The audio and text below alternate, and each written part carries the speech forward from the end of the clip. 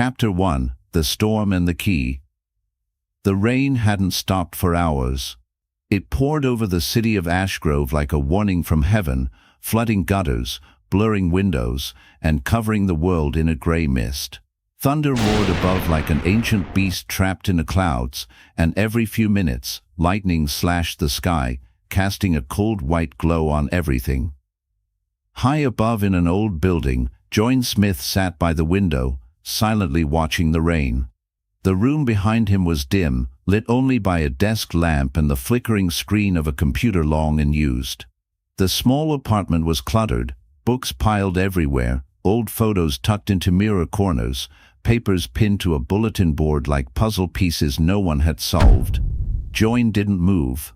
His eyes were on the rain, but his mind drifted to another stormy night, 18 years ago. He had been only 7.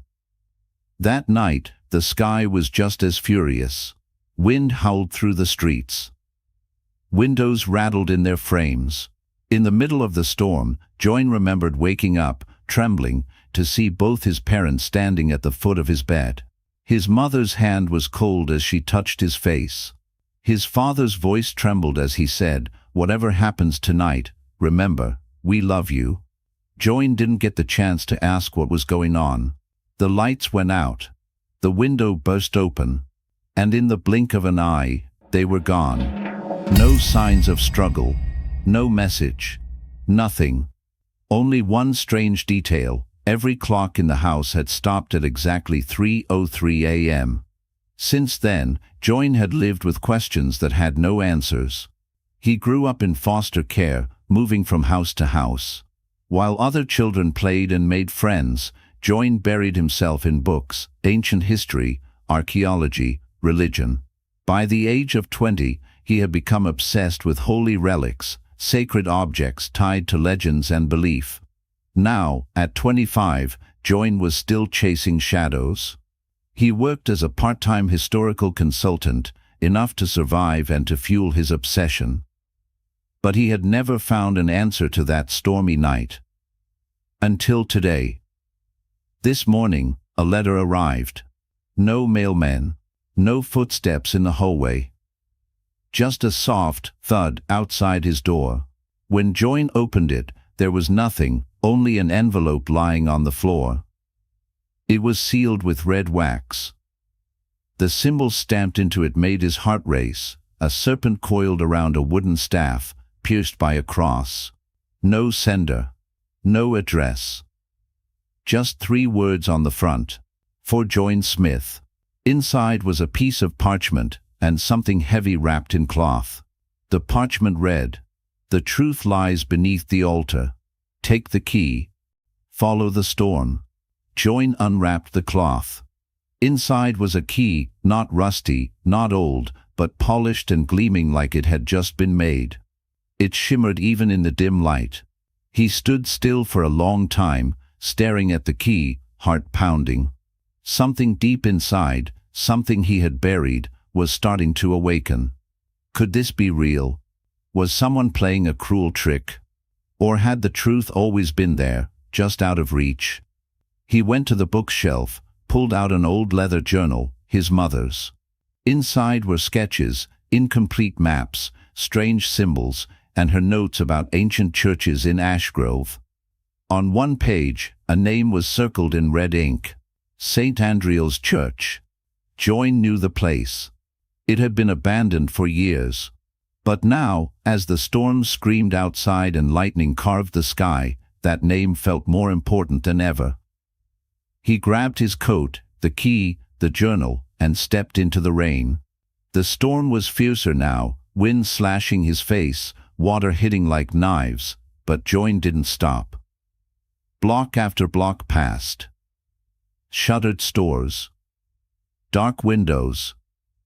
A few flickering streetlights still fought to stay lit. And in his mind, one question repeated over and over. If they didn't leave, were they taken? Finally, he stood before the church. It looked the same, tall, silent, as if it had a soul. The heavy wooden door creaked open slightly in the wind. John stepped inside. The air was damp and still. Wooden pews lay buried in dust like old bones. Stained glass windows were cracked and cold. At the far end, the altar stood untouched, as if time itself had skipped over it. Join walked slowly toward it. Every step echoed under the stone arches. He reached into his coat, pulled out the golden key, and gripped it tightly. Beneath the altar, he saw something he had never noticed before, a small indentation, perfectly shaped for the key. He knelt. "All right, Mom." "Dad." Unlistening. Then, he slid the key into the slot. A loud click echoed through the empty church. Something behind the altar began to move. And the search for truth, at last, had truly begun. Chapter 2: The Hidden Chamber. The grinding of stone echoed like ancient thunder through the sanctuary as the altar groaned open, revealing a dark stairwell spiraling into the earth. Join hesitated for only a moment, his breath catching in his throat. Then, gripping the flashlight in one hand and the golden key in the other, he descended into the unknown.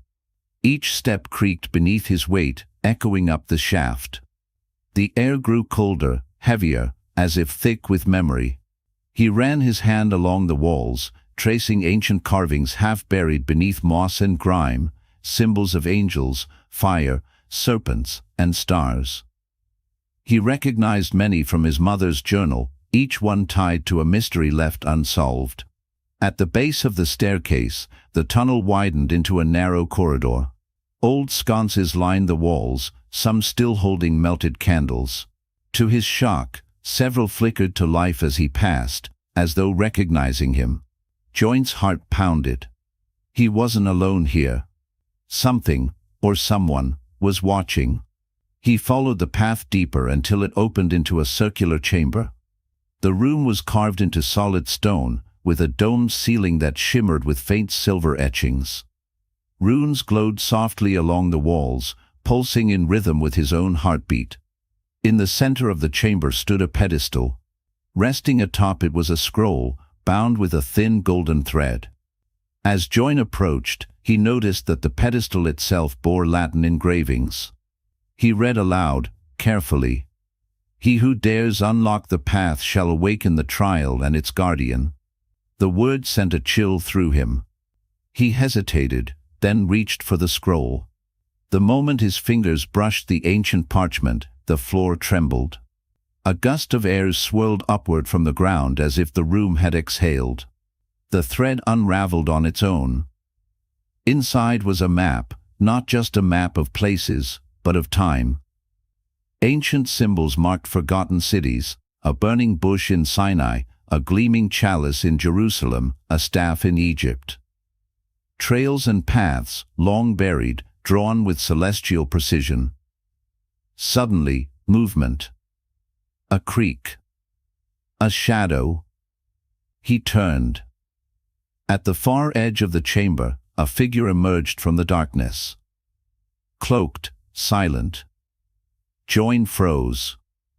The figure stepped into the candlelight. A man, middle-aged, with silvered hair and eyes sharp as broken glass. His coat was long and black, embroidered on the sleeve with a symbol Join had seen only once before, on the wax seal of the letter. "You've opened the first gate," the man said. "I didn't expect you so soon." Join held the scroll close. "Who are you?" "A keeper of paths. And now, your guide.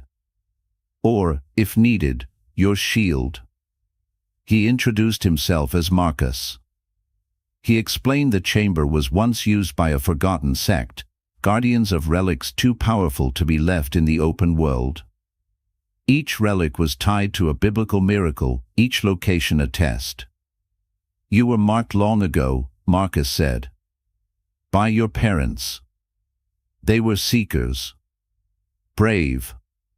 Reckless." Join felt the old ache stir in his chest. "You knew them." "I knew of them. I warned them. Marcus looked down. They didn't listen. Join stood in silence, feeling the scroll pulse faintly in his hand, as though it knew its time had come. Suddenly, the walls trembled. The etchings on the ceiling glowed brighter. Marcus's eyes darkened. They're coming. Those who would take the relics for conquest, not truth. Who are they? An order called the Black Sun. Before Join could ask more, Marcus reached beneath his coat and drew out a small leather-bound book. This belonged to your father. He left it with us, in case you ever came. Join took it.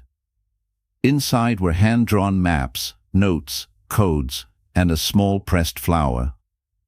My mother loved wild roses, he murmured. Then she wanted you to find this. Marcus moved to the far side of the chamber, pressing his hand against a stone panel. A hidden passage opened. We must go, Marcus said. There's a sanctuary near the Rhone. We'll be safe there until dawn. Join followed him into the tunnel. The doors sealed shut behind them. Above, in the empty church, the altar slid back into place. But the storm outside had only just begun.